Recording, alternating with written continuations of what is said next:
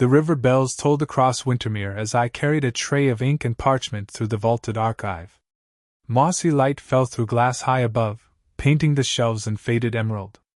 The coronation week always turned the capital feverish.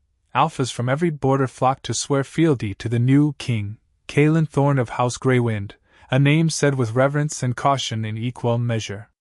I kept my head down. Omegas like me learned early that being overlooked was as safe as armor. "Mind your step, Mira," Master Rook murmured, his round spectacles fogged by the damp. "The northern envoys will want relics of legitimacy displayed before dusk." "Yes, Master." My voice barely disturbed the dust. I was cataloging a cracked tablet when the archive doors whispered open and power rolled in like a weather front. The scent hit first, grounded cedar and storm rain. My skin prickled. Even without turning, every nerve inside me knew who had entered. The Alpha King. Not yet crowned, but already carrying the kind of quiet authority that pressed on bone. I should have kept working. Instead, I glanced up, and met eyes the color of winter sky shortly after dawn. He didn't wear a crown, only travel leathers, a cloak damp with river mist, and a half-smile that made courtiers forget their lines. 2 sentries lingered by the threshold. A scarred man in dark mail shadowed his shoulder. "Your Majesty," Master Rook wheezed, nearly bowing himself in half. "An honor." "It's only Caelan in the archives," the king said. His gaze flicked to me, and for a heartbeat I felt seen in a way that made my throat go tight. I dipped a clumsy curtsy, almost spilling ink. "Forgive the state," Rook nattered on. "The reliquary seals fight us. Then we'll persuade them." King Caelan's attention returned to the tablet. "You read Old Thornick?" "Yes," I said before my fear could strangle me. "Enough to know when the gods are being poetic to hide a treaty." That earned a low, surprised laugh from the scarred man. The king's smile sharpened. "And your name?" "Mira Ashen." I shouldn't have added Omega, but the words slipped out like an apology. Something unreadable crossed his face. "Omega or not, you have the steadiness of a scribe. Will you help us find a clause I'm told doesn't exist?" I swallowed. Poetry usually leaves its footprints. Before Master Rook could fuss, the floor trembled. A hairline crack shivered across the far wall. Dust hissed from the ceiling, lanterns chimed, and a memory not my own rose like a warning tide. "Move," said a voice that sounded like river water over stone. "Out!" I cried, already pulling the king toward the central arch. The scarred guard yanked Rook by the collar. A heartbeat later, a portion of ceiling gave way where we had been standing, smashing the cataloging table to splinters. The crash rolled through the stacks like thunder. Silence followed, shocking in its completeness. The king's fingers were still at my wrist, warm, unyielding, gentle. "You felt that coming," he said softly. Not a question. I stared at the wreckage, heart punching my ribs. "Sometimes I notice things." "Useful noticing," the guard grunted. The king released my wrist slowly, as if testing whether I'd shatter. "Walk with me tonight, Mira Ashen," he said. "I have questions I'd rather not trust to those who prefer answers painted gold." I should have said no. Omegas didn't walk with kings. But the river bells tolled again, and the part of me that had always listened to currents whispered, "Say yes." "I'll come," I said, and sealed the sort of fate that begins like a footstep and ends like a kingdom. The city woke in ribbons of sound, hawkers crying plum wine, fairies shouldering the water, ceremonial drums testing their skins for the coronation procession. I finished my hours in the archive, hands shaking only when Rook wasn't watching. Twice I pressed my palm to the stone and felt the building hum back, not with danger now but with a waiting like held breath. At dusk I took the long bridge toward the eastern gardens where the palace cliffs drank in the river. Lanterns had been strung between cypress and yew. Light sugared the air. The Alpha King waited by an iron gate, his cloak discarded, wearing nothing that announced crown at all, just a dark shirt, bracers at his wrists, and the kind of patience that makes other men confess without understanding why. The scarred guard kept a prayerful distance, arms folded, eyes never still. "You came," the king said. I did. We walked beneath bowers of night-blooming jasmine. My mother said the river hears true things. I offered, then flushed. I talk too much when I'm frightened. I prefer to silence made of lies, he said, and the knot in my chest loosened one notch. He kept questions gentle. How long in Wintermere? Who taught me Old Thornick?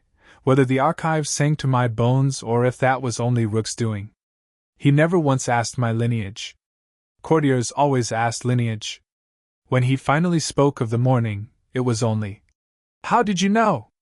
I don't know how, I said honestly. It's a pressure, like the air before rain. And sometimes, words come. Not voices. More like a shape my thoughts can wear. A sense, he murmured. My mother had one for storms. She could smell lightning under snow. We paused by a terrace where the river glittered far below, full as a throat about to sing. Torches trembled in their brackets. Mira, he said quietly. The council would set my entire reign on the hinge of succession. They've measured my worth in cradles and census ledgers since my first shift. But I did not agree to be a king of only blood. Something in my ribs cracked like ice. We had reached the place every Omega dreaded. The place where a heart is taken like inventory. I drew breath that tasted of iron and jasmine. Your Majesty, I said, and my voice frayed. I can't give you heirs. There. The ugliest of my truths, at last in the air between us. No court physician had needed to tell me. I knew it the way I knew the pull of the river, the way pain sings differently when it will never turn into anything except more pain. The king didn't recoil. He didn't soften into pity. He simply regarded me as if I'd offered a key to a door he already intended to use. And yet, he said, words slow as oars, I asked you to walk? I couldn't stop the bitter laugh. Alphas always ask Omegas to walk until the hour demands a ledger. Then consider this rebellion. His mouth tilted. I chose to be measured by what I keep safe. There are more ways to safeguard a throne than counting crowns in a nursery. My balance wavered. Jasmine and torch smoke and something like hope soaked my lungs. Why tell me? Because I want truth at my table, not a chorus, he said.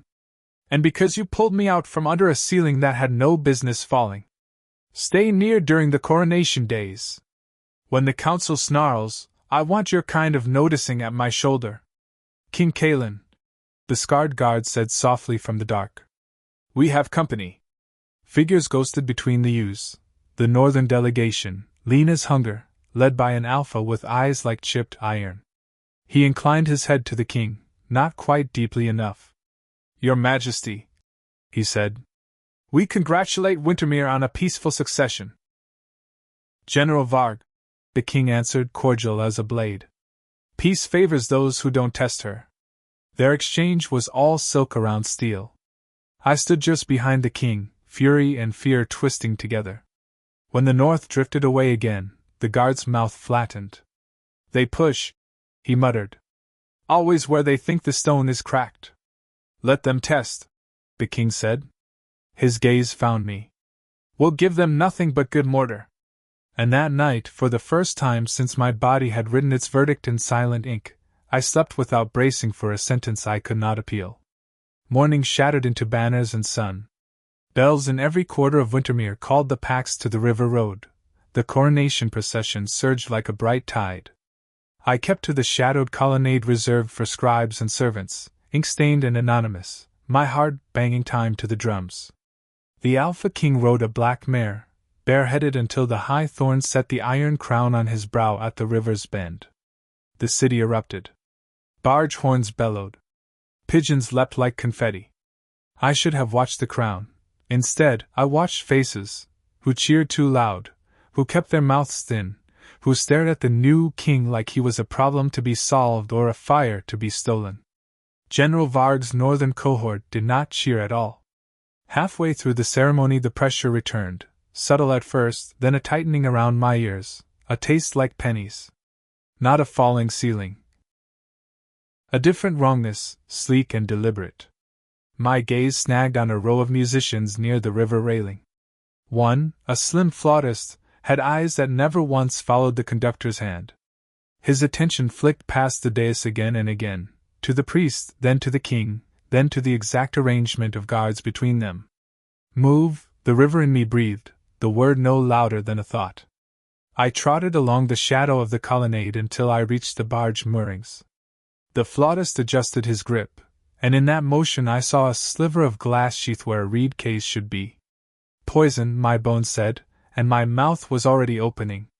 Guard! I shouted, arm flinging toward the musicians. Second from the end. The scarred guard didn't hesitate. He vaulted the railing like a cat, slammed into the flautist a heartbeat before the man's hand completed the motion toward the priest's cup. Glass shattered on the stones. The high thorn jerked back. The crowd gasped, the sound slick as oil. Panic rippled.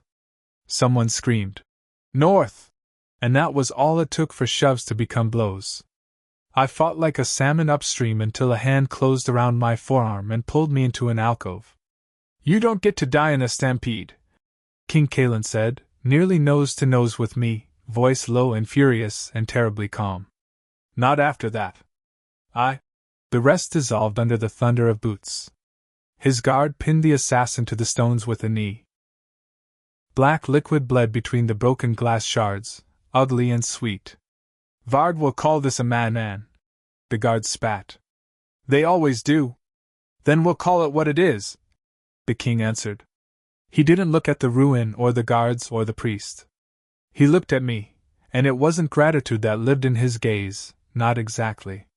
It was resolve, and a strange, almost private warmth. "Stay where I can see you, Mira." I nodded, dizzy.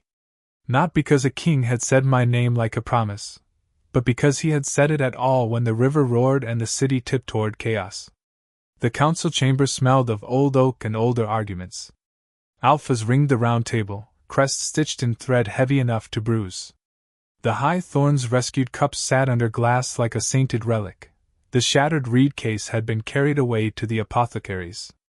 General Varg lounged as if the chair bored him. "A single musician," he said. "A tragedy. Hardly treason.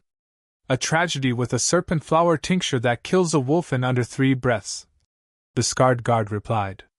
"Hardly an accident." Varg's mouth twitched. "You're certain this isn't theater?" "New kings love theater." King Kalen didn't rise to the goad. "I prefer roads and granaries." His gaze tracked the room the way rivers track banks. "And stability. Wintermere will not tolerate knives at ceremonies."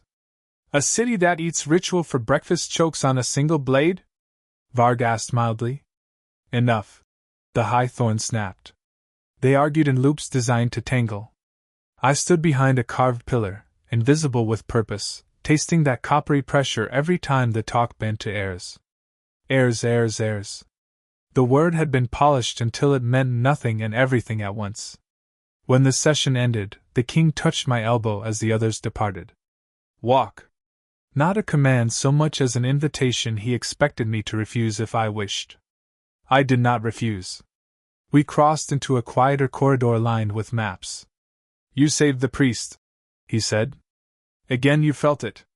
"I wish I could map it," I said. "Explain it. Bottle it for the apothecaries." He huffed a breath. "I don't need a bottle. I need a person who doesn't confuse my crown with my skull." My hands ached from clenching. Before I could stop myself, the truth spilled out jagged and unadorned. "They'll tell you to put me away, Your Majesty. Omegas without womb promises get stored like winter blankets, out of sight and never spoken of." He stopped. Turned. The torchlight etched his cheekbones like law. "Who told you your worth was that singular, Mira Ashen?" "The midwife who counted me broken," I said, too tired to be careful. "The aunt who said a king wants a cradle, not a companion." "The market. The world." His jaw worked. "The world is wrong." I laughed, bitter and brief. "It often is." "Then let us be ruder still," he said softly, "and correct it." I closed my eyes. The river ran under all of it. I could feel it, patient and strong, older than kings and midwives and the names we let others pin to our marrow. When I opened my eyes, he was still there, not moved by my small grief, not scandalized, not performatively tender. Steady. Present. An alpha king who wore patience like a blade. Very well, I said. Let's be rude. It began with a change so small the palace scribes barely wrote it down. The king commanded that the archive scribe Mira Ashen should be granted a seal, modest, without crest, to pass through consultations where her counsel touched on texts. Nothing about courts, nothing about intimacy, simply a seal for a scholar. Courtiers sneered. The river did not. I learned rooms I had only seen in dreams, the warm map gallery with its pinpricked continents, the glasshouse where healers grew herbs under breath-fogged panes, the low chamber where treaties slept. The scarred guard, Galen Ward, I learned, showed me how to step around furies without looking like I'd noticed them at all. You're quicker than you think, he said, while I dodged a deputy who wanted my seal revoked because I refused to read his mind. I can't read minds, I protested.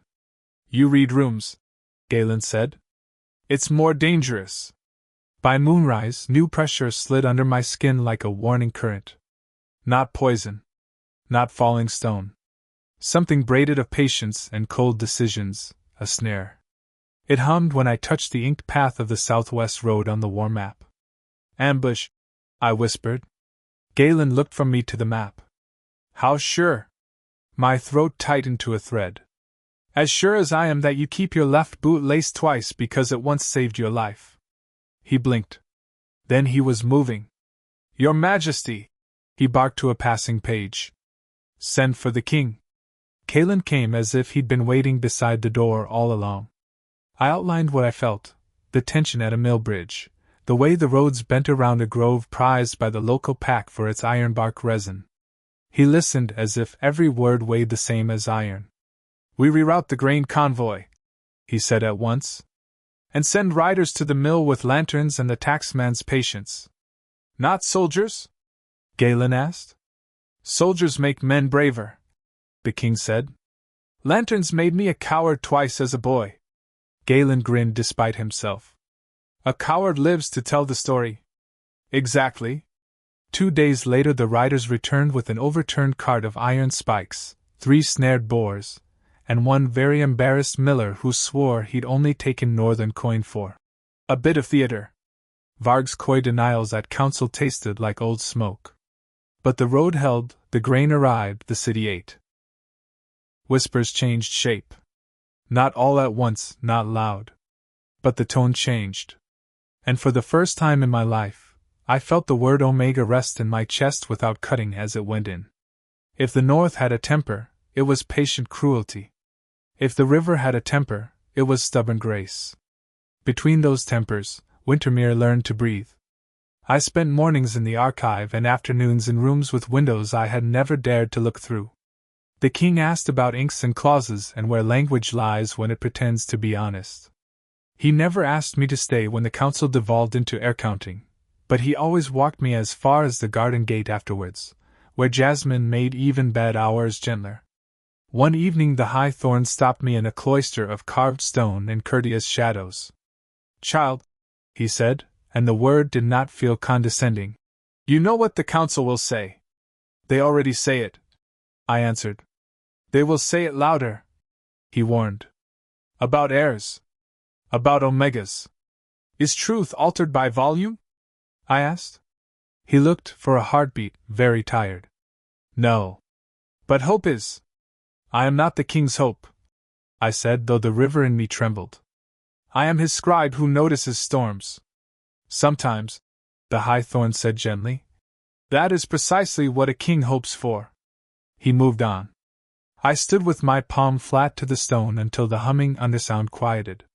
That night, Galen asked me to read a clause older than Wintermere itself. It bound kings to protect the least strong who keep the most important things alive. He turned the tablet with reverence. I never knew how to read this, he admitted. Not really. Bread, I said, touching the line about storehouses. And rivers. And bodies like mine. His throat worked once. Yes, he said. Bodies like yours. I did not cry. But the river ran very loud in my ears, and if I had tipped my head, the city might have fallen out. The first death threat arrived couched in courtly calligraphy. Regret, it said. Regret is so much easier when one has done the sensible thing early. Galen burned it over a candle. They prefer you to vanish, he said flatly. Let them prefer. I kept working. When fear pressured the base of my skull, I did what I had always done, turned it into attention. Attention found a steward who'd been buying grain twice and counting it thrice. Attention snagged on a stewardess with a ledger that balanced too perfectly, a lie told by neat columns. We followed the mathematics to a warehouse at the river bend and a hidden door with northern iron on its hinges. Varg's denial tasted of polished ice. Smuggling? In a capital with guards on every quay? My king, if I moved ships like that, I would retire a poet. Galen's scar twitched. Remind me never to read his poems. The council demanded a royal air feast anyway. It's symbolism, they bleated. It reassures the alphas that lineage continues. But what reassured the city was grain, and what reassured the river was stone. The king threw a feast for millers and bridge wrights. I copied names until my wrist cramped. The room clapped until the ceiling rang. Late, when scraps of roast and the last damson wine had found bellies and laughter had worn soft, he walked me to the gardens. I know what they asked you, he said. I shook my head, surprised. What did they ask? To leave, he said simply. To make it easier for both of us. They asked? I admitted. Offered me a decent dowry to return to the provinces with dignity. Dignity is expensive when you're poor. And? I said I was busy reading. He laughed then, bright and real. Stay busy, he said, and the ridiculous warmth that bloomed in my sternum made the jasmine smell like sunrise. For a week the pressure quieted. We breathed. And then, as if a distant storm had rolled into the bones of the palace, it returned in a new shape, slick and glittering, all bells and invitations. The winter mask. Galen swore. Masks give cowards courage. Then we'll make bravery fashionable, the king said, mouth hooked. He looked at me. Can you read a room when everyone wears another face? I considered, then nodded. Truth has a gait. It limps when it has to smile too much. He offered me a mask cut from river glass and ribbon.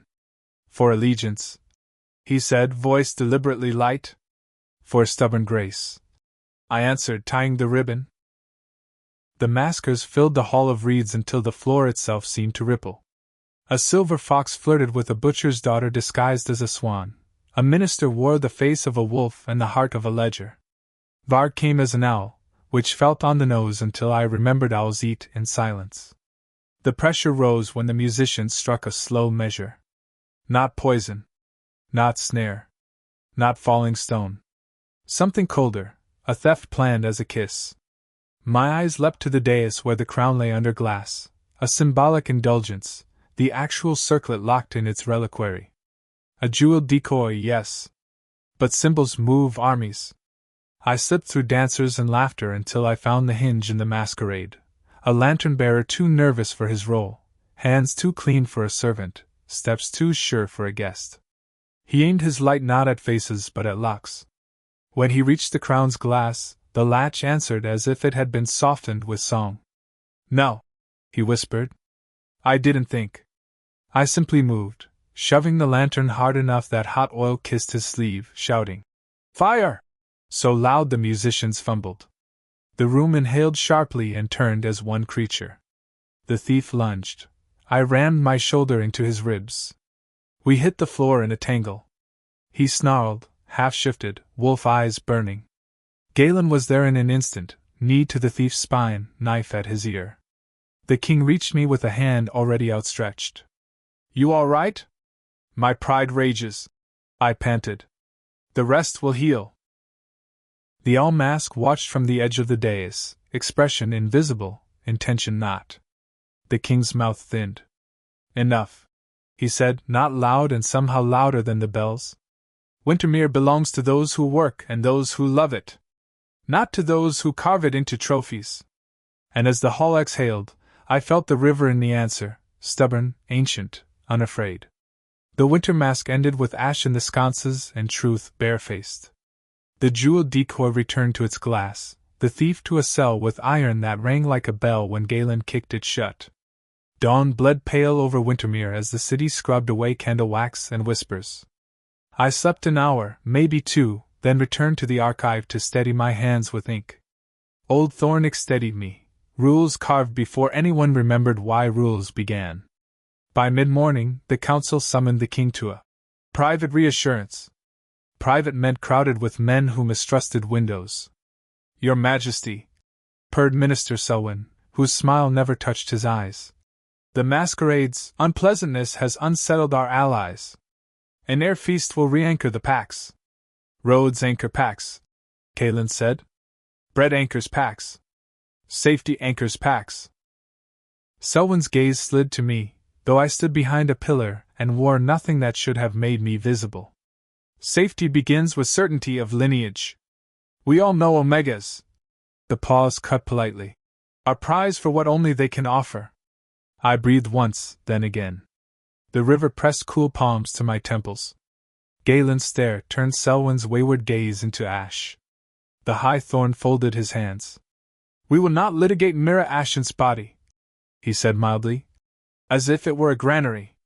Selwyn's expression curdled, but his voice remained wine-smooth. No one is litigating. We're negotiating stability. There are precedents, arrangements, sovereigns have always made. Kalen let the room's hush lengthen until even the tapestries seemed to hold breath. If you are suggesting I take a queen for her womb and a truth-teller for her usefulness, he said, each word as measured as a mason's level, you are suggesting I break my crown into purchase and pretense. Wintermere will not be ruled by halves. Then give us a name. Selwyn pressed, reckless. Whom do you intend to mate, if not a noble with fertile alliances? The pressure in my skull sharpened, a storm wind through a keyhole. The river whispered, not yet. Wait. Kalen's mouth curved, humor without softness. I intend to mate the law first. The rest follows. Varg, lounging as ever, chuckled. Marry a scroll, then. But paperwork does not breed soldiers. No, the king said. But it keeps them fed. He dismissed the council without raising his voice. They left with their dignity folded tight and their daggers sharper for having been denied. When the doors closed, Kalen looked to me. Are you all right? I am a sack of steadied water, I said. If someone pokes me, I'll spill. His laugh rolled up tired and honest. We'll keep the sacks unpoked for an afternoon. He glanced toward the window where sunlight gilded the river's back. Walk? We walked. The palace stones hummed, not with danger, but with the kind of attention a city gives to a story it intends to remember correctly. We took the lower stairs to the quay where barged men curse like poets, and gulls stitched the air with hungry thread. Galen trailed at a distance, pretending to admire rotten pilings. Kalen leaned against a bollard and let the river speak first. When my father died, he said, the council decided I'd need tutoring in appearances. They brought in 7 men with 7 versions of the same mirror. I learned how to hold a cup, how to nod, how to never show my teeth unless joy had already been paid for. And now? I asked. Now I've learned to show my teeth before the bill comes, so no one assumes I'll pay it in heirs. His smile skewed. Forgive the metaphor. It's vulgar. It's honest, I said. The water slapped stone with the comfortable rudeness of old friends. He studied the river, then me. What you told me in the garden, about not giving me heirs, that truth is yours. If you want it to remain between us, it will. I won't barter with it. I tasted the sentence as one tastes the first peach of summer. Secrets rot when they're used as currency, I said. But truth doesn't always belong to every ear. Then let's put it where it feeds us and not our enemies. He pushed off the bollard. I'm moving you out of the dormitory. I blinked. To where? A set of scribed rooms off the east gallery.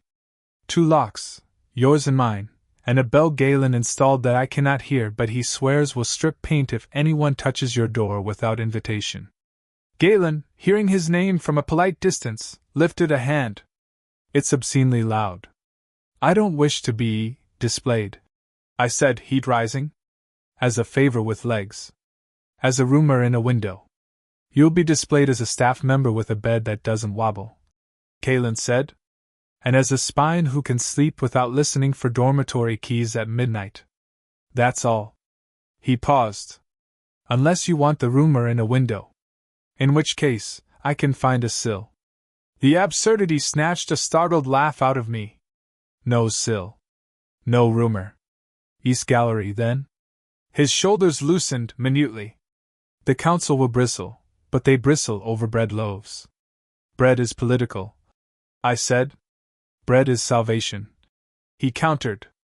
Politics is the lie that it's optional. We climbed back to light that felt braver than morning. In the gallery, a maid with a braid like a rope showed me rooms that smelled faintly of lemon oil and dust. A narrow bed. A desk with a view of the river's bend. Hooks on which to hang a life. I stood there, throat aching at the humble miracle of privacy. Galen set a small object on the desk with ceremonial gravity, a bell, ugly as a gargoyle. Pull that cord if anyone so much as breathes like a question near your lintel. Thank you, I said. He scratched at his scar. The king's better when you're in the room, he said gruffly. That makes you my work. It should have frightened me to be called someone's work. Instead, for the first time since the midwife's verdict, I felt useful without being reduced. The thief from the winter mask broke during the noon bells. Not from torture, from boredom and soup. They promised coin and passage north. He muttered into the ledger where Galen made a neat note of every shrug. Said I'd be a story? Didn't say I'd be a corpse if I failed. Who paid you? Galen asked. Courier. I'll pin. Voice like slate. He swallowed. Said the crown would go on a hunt to restore the river's favor. That the city loves spectacle. I felt the pressure gather along my hairline again, not quite pain, anticipation. Another hunt? I whispered when we left the cell. So soon? A counterfeit ritual to set up a very real death, Galen said. Varg loves theater more than he admits. By evening, rumors outpaced pigeons. The North challenged Wintermere to a hunt along the ice road that formed when the river's skin hardened upstream, a game the old kings had played to prove courage. It's a trap with excellent precedent, Galen said, reading the formal invitation written in enough curlicue to drown a lesser monarch. Decline, and they call me craven. Accept, and they call me dead. Or we call them disappointed, Galen suggested. Let's make that our hobby. Galen set the invitation down. We accept. My jaw thunked the table. That's bold, he said dryly. And necessary. We choose the terms. We'll take only 10 riders. We'll set the course ourselves. We'll invite impartial eyes. The High Thorn, I said. And the Millers, Galen added, wicked. Let Varg explain to the river folk why he tried to murder their king in front of their saints. And me, I heard myself say. Galen didn't blink. Of course you. Galen's gaze touched my face with a heat that wasn't only politics. Only if you choose it, Mira. I choose it, I said, though fear lapped at my ankles like cold tide. The river talks loud on ice. Then we listen, he said, and the plan took breath like a living thing. We left at blue dawn, breath blooming ghost white from horses and men. The river upstream narrowed to a glittering ribbon cinched by winter. Locals tested the ice with hooked poles and faces that said they'd seen boys vanish for guessing wrong. The Millers greeted us with bread-warm palms and the wary pride of people who know how to solder a city together when nobles forget their hands. Varg's contingent arrived late, all sable and smiles. A pleasure, he said, Alpin winking, voice like slate. The river dislikes tardiness, Galen said pleasantly. She's a queen with a schedule. We set the course, out along the ice road to the Iron Bend, across the wind bridge where reeds whisper under snow, back along the Blackwater cut. The high thorn murmured blessings that smelled of juniper and old ink. I touched my grandmother's pendant. I had no pendant, only memory, but the gesture steadied me anyway, and listened. The river hummed. Not warning. Not peace. A readiness that made sense only if you had learned to love stubbornness as a sacrament. We moved. Hooves rang like bells. Galen led the file with 2 millers as guides. Kalen rode second, loose in the saddle, every inch a king who understood that dignity and balance are cousins. I kept just behind, where a scribe could look unimportant and still see.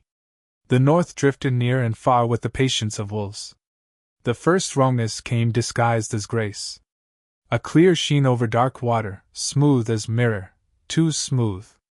The miller to my left hissed. Black ice. Thin as lies. Galen raised a hand. We veered toward a safer shoulder. That was when Varg shouted, "To the wind bridge! Prove your feet!"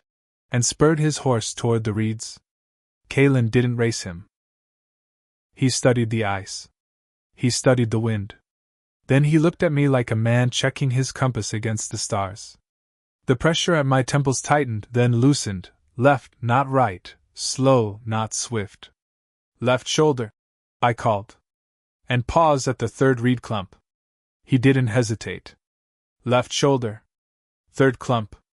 We ghosted where the ice thickened over a tangle of roots. The river hummed approval. Varg's 2 best riders cut right across the mirror sheen to show their contempt for advice. The first made it. The second did not. There was no drama to it, no scream, just a flat crack and a sudden absence where a horse and man should be. Cold silence avalanched across the ice. Even the reeds seemed to flinch. Galen had a rope on his saddlebow in the time it took me to unfreeze. The millers wedged iron hooks into a seam of thicker ice and hauled with curses that sounded like prayers. The man surfaced, choking, skin already turning the color of bad plums. We dragged him out and wrapped him in wool. Varg's face did not change. Kalen's did? Not to triumph. To fury carved with grief. "We do not gamble men to make a point," he said to Varg without raising his voice. "I'll take your scorn, not their lives." The north said nothing. The river said everything in a language only bodies fluent with cold can hear. We turned at the iron bend, sun angling low, breath cutting razors through cloth. The wind bridge waited, narrow, reed-choked, edges disguised by snow. The millers insisted we cross single file. The river insisted we listen to them. Halfway across, the pressure struck like a thrown stone.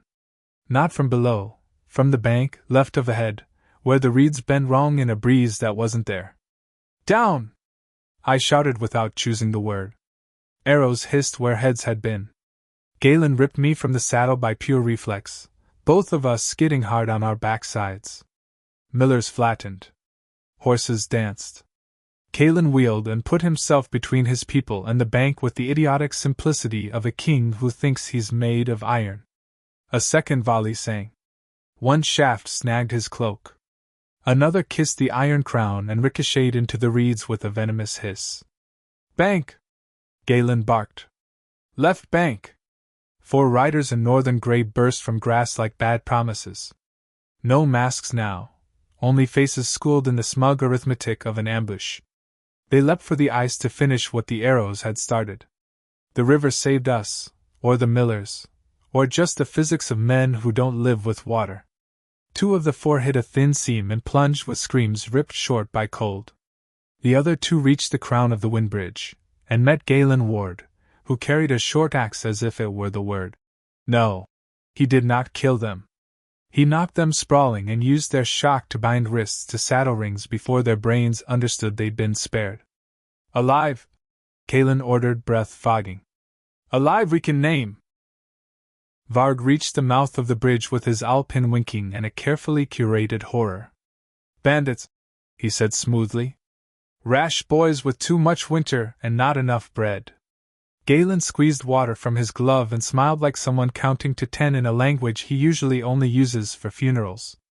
"Good news," he said. "Bandits sometimes wear gifts from their patrons."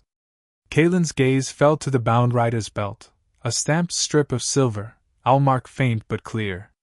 He didn't look at Varg. He looked at the millers. Will you witness? They would. They did. The river turned from glitter to steel as the sun slid lower. We limped home slow. The crown had a new nick. My back had a new bruise. Wintermere had a new story, and the North had a problem named consequence. Council again. Selwyn's smile had found sharpness. You risked the kingdom on ice, he accused. I risked it on trust, Kaelin replied. In the millers. In the river. In my guard. In my scribe. The room twitched barely. My name on a king's tongue reverberated like a bell someone had been pretending was decoration. Varg wore obedience like a borrowed cloak. I condemn rash boys, he said, hands dry as winter. Give them to my justice. We'll try them here, Kaelin said. With witnesses who don't owe you their roofs. Selwyn pounced. Then settle the city, Majesty. Announce an air feast. A promise calms hunger. Hunger is calmed by stew, Galen muttered. The air feast is an old cruelty dressed in music, the High-Thorn said quietly. It drags wombs to market and calls it hope. Selwyn flushed. Tradition is our mother, the High-Thorn allowed. But sometimes mothers learn. All the while, the pressure at my temples ebbed and surged like a tide at a lock. Something gathered on the far bank of the days, an insistence, not yet shaped into warning. I lifted a hand without meaning to. If you insist on a feast, I heard myself say, then let it be for the city. Not a cradle. A covenant. Invite the Pax and the people who salt fish and bake rye and mend boots. Swear to them what the crown will do. Make that the promise. Silence. Selwyn blinked as if I'd suggested we serve gravel. Varg's mouth ticked. Galen watched the king. Kaelin, bless every river that ever learned to cut stone, said. Done. Done? Selwyn squeaked. A covenant feast, Kaelin said, as if he'd been planning it all along. We'll write it in public ink. Roads, storehouses, justice without purchase, hands kept off bodies not their own. The crown will make vows before the city. They'll answer with heirs. And heirs? Selwyn demanded, almost desperate. Will the crown say nothing of heirs? Kaelin's eyes were river cold. The crown will say the truth, that lineage will be named when it is right, not when fear demands a schedule. Meanwhile, Wintermere will not starve its present hoping for its future. It was not the answer they wanted.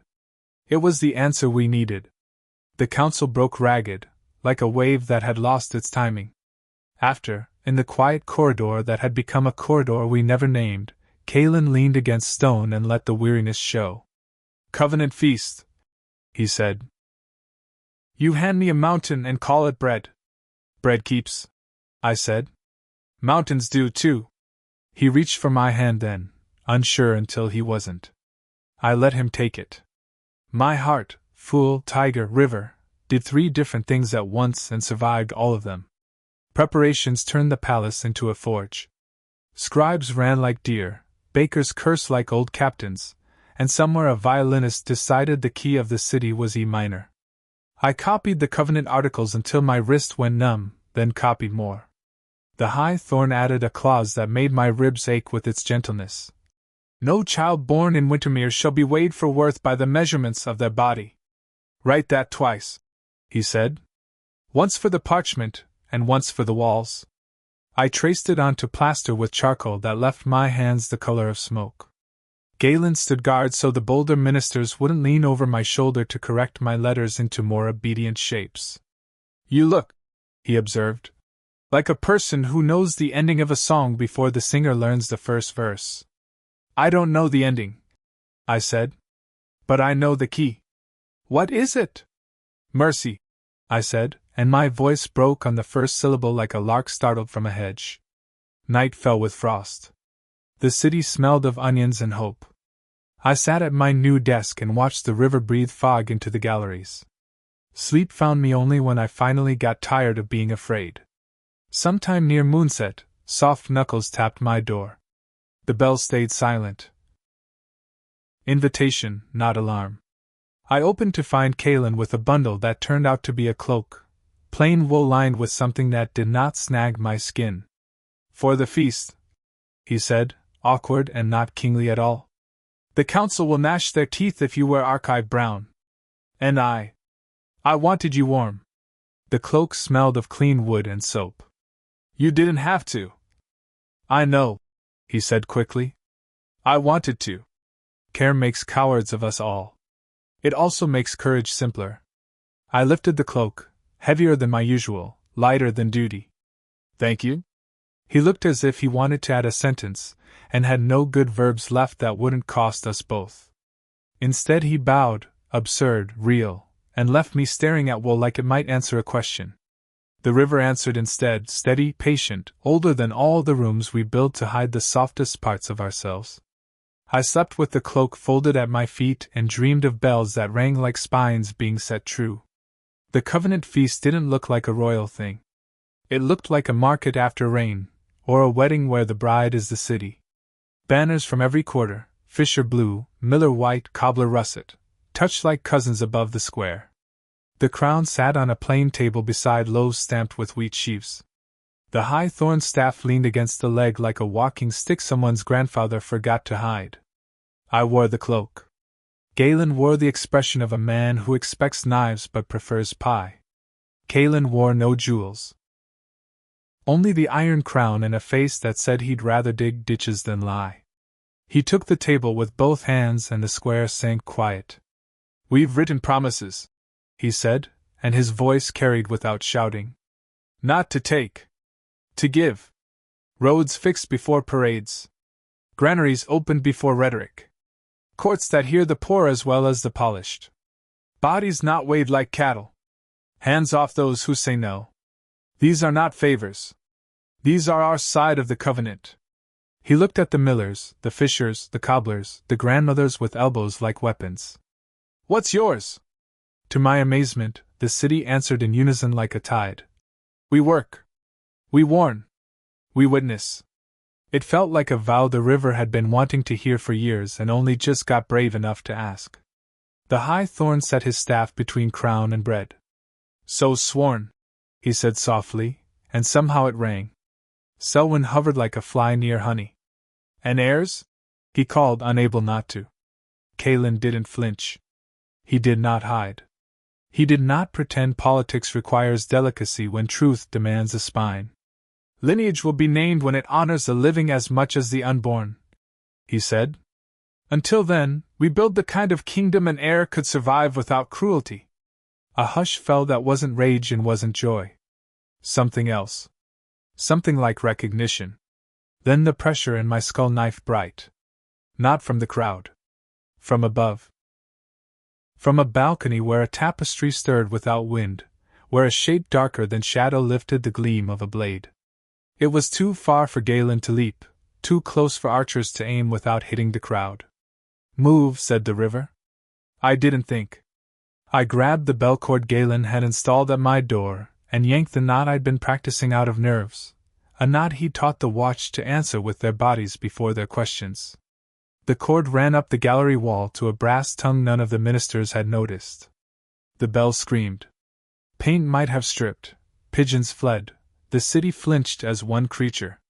The would-be assassin startled. In that half-breath, a baker's boy on a nearby roof lurched, tripped, and flung a tray of cooling loaves like stones. The blade's arc faltered under a hail of bread. Galen's second was already inside the stairwell, already climbing 3 steps at a time. Chaos took its first breath. And then the city remembered its vow: we work. We warn. We witness. They did all 3 at once. And the river in my chest, stubborn as always, ran like a song that knows its ending will be earned, not given. Windermere did not forget the covenant, nor the bell, nor the loaves that saved a king. The assassin lived long enough to speak a name the North could not swallow back, Vargs. There was no audience grander than the city square, and no court more honest than millers and fishers who had pulled men from ice with their own hands. Varg's power crumbled the way frost does when the sun stops being polite. The council, those who still believed crowns should be fed with wombs before bread, found their influence shrank to the size of their compassion, which is to say, small. Kaelin did not seek revenge. He sought repair. The North was given a treaty written in plainer language than any scribe had dared use in a century. It promised trade, not tribute. Safe roads, not pageantry. The river approved. It ran cleaner that spring, and some said salmon returned to bends they had abandoned. As for me, I stayed. Not as a curiosity. Not as a prophecy. Not as a secret. I stayed as Mira Ashen, scribe of Wintermere, keeper of the covenant, and the king's chosen not for lineage, but for the way I told the truth even when my voice shook. One evening when the thaw had begun, Kaelin and I stood on the same quay where lanterns once swayed like almonds. Ice cracked softly along the river's spine, freeing water that had been held too long. He removed the iron crown, not to hand it to me, but to rest it between us on the stone, like a question asked honestly. Mira, he said, I cannot promise an easy road. But I can promise one walk beside you. If the city must wait for an heir, let them wait knowing their king chose in the light, not out of fear. The river ran bold. The sky smelled of beginnings. I took his hand, not as a servant accepts a command, but as a partner takes a step they have weighed with their entire life. I cannot give you heirs, I said once more, not as apology, just truth. He lifted my hand to his lips, a vow sealed without audience. Then give me years. Give me your counsel. Give me your stubbornness. It is enough. And for the first time, the words settled into my bones as fact, not mercy. Not compromise. Enough. We walked on, two silhouettes beside a river that had seen kings rise and fall and knew that the strongest kingdoms were not built on bloodlines, but on the courage to choose love over fear. And the river, ancient and opinionated, carried our reflection toward the sea, side by side, unbroken.